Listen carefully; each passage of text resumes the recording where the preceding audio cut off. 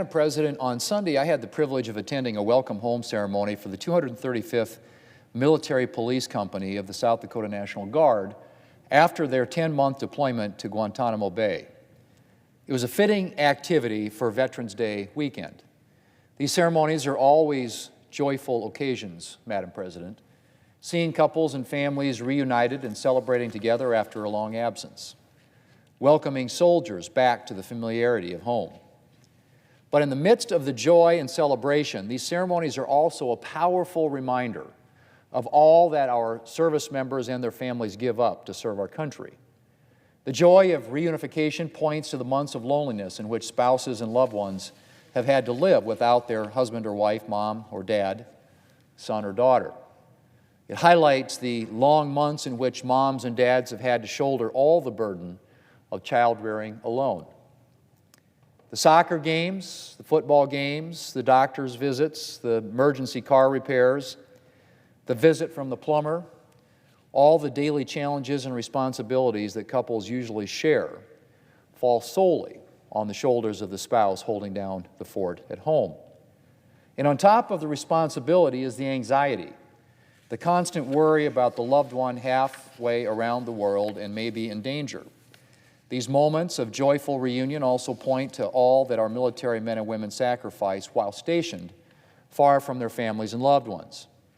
The months of separation from spouses and children with Zooms, and phone calls, and emails being a poor substitute for bedtime stories read together on the couch and holding hands on an after-dinner walk. The loneliness, the worry about a pregnant wife or an ailing parent or a child having a tough year in school, all while far away from the comforts of home that the rest of us take for granted. And of course, while reunions are joyful, the challenges don't end after deployment. It takes time for the stress of a tough posting to dissipate, for soldiers to get reacclimated to the civilian world or to their stateside base, for families to readjust to living together and not apart, only to have to do it all over again when the next deployment comes around.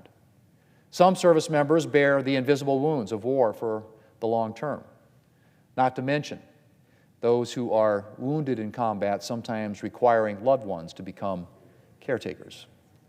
And yet, despite all of the hardships and the challenges, men and women still rise up and answer the call. For families to readjust to living together and not apart, only to have to do it all over again when their deployment comes around.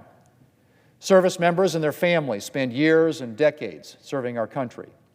They willingly shoulder the burdens and the challenges of this life, animated by love of country and of their fellow man. They choose a life that asks them to forget their own needs and focus only on what they can do for others. That asks them to forgo comfort and sacrifice, up to and including the sacrifice of their own lives.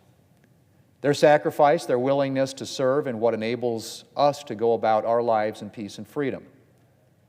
We owe our men and women in uniform and the families who support them a debt that we can never repay. But we can at the very least, remember. As we go about our daily business, as we travel to our jobs in security and come home again at night the same way, we can remember that we live in peace and safety because of the sacrifice of the men and women of the United States military who stand on watch for us. I am profoundly grateful for the honor of representing some of the men and women of the United States military here in the United States Senate, as well as our many South Dakota veterans. And I will continue to do everything I can to ensure that our military and our veterans have the resources they need and the resources that they are owed. I have successfully fought for over a decade to prevent closures of service reductions, at VA facilities in South Dakota to ensure that veterans can continue receiving the health care they need close to home.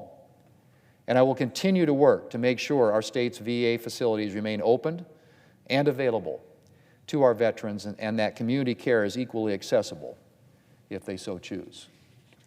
I will continue to work to ensure that our military members have everything that they need to deter threats and to protect America. And as always, Ellsworth Air Force Base is at the top of my priority list. I'm currently working to ensure that we continue to make the needed investments in the facilities and other infrastructure that Ellsworth will need to host the future B-21 bomber mission, as well as to ensure the influx of military families that will move to the area to have adequate school capacity and housing access. Madam President, as we celebrate Veterans and Military Families Month, I want to express my gratitude to the citizen soldiers of the South Dakota National Guard, the airmen at Ellsworth Air Force Base, and our South Dakota veterans and their families. May God bless you all and all of your brothers and sisters in arms, and may God continue to bless America. Madam President, I yield the floor.